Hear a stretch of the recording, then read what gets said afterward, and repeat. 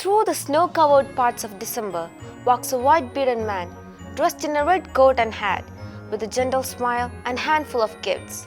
He is a symbol inseparable from December, Santa Claus. But the inspiration behind this wonderful character comes from a real person, Saint Nicholas of Bari, also known as Saint Nicholas of Myra. Very little reliable information is known about his life, and even what we do know is surrounded by uncertainty. Yet these few details have given rise to countless stories. Saint Nicholas was born in Patra in Lycia, Asia Minor, to wealthy Christian parents. From an early age, he showed great compassion towards the poor. After his parents died, he distributed all of their wealth to the needy. The story of how he became the Bishop of Myra is quite remarkable. When the previous Bishop of Myra died, the elders decided that the first priest to enter the church in the morning to pray would be chosen the bishop. Unaware of this, Nicholas happened to be the first to arrive for prayer that day, and so he was chosen Bishop of Myra. During the reign of Emperor Diocletian, he was imprisoned for his faith, but he was freed under Emperor Constantine. One story that made Nicholas famous in Bari goes like this. There was a poor man with 3 daughters who was so destitute that he feared his daughters might be forced into prostitution. Nicholas decided to help them, but he didn't want to humiliate the family by offering help openly.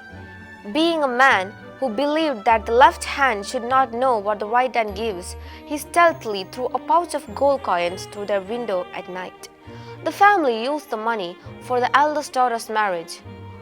The same miracle happened again for the second daughter, and the father, now curious and grateful, stayed awake to discover his secret benefactor.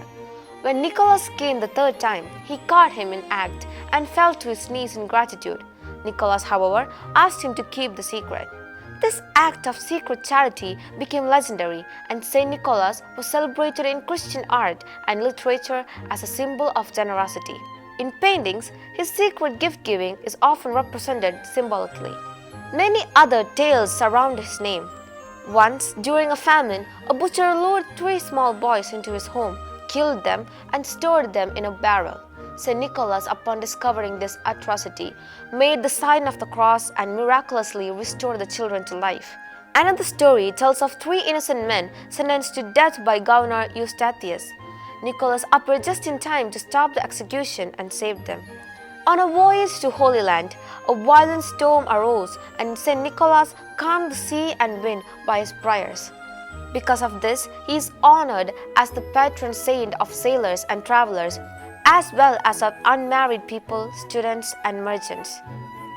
It is believed that Saint Nicholas once lived in a cave near Bethlehem, the birthplace of Christ. Today, a church stands there in his name.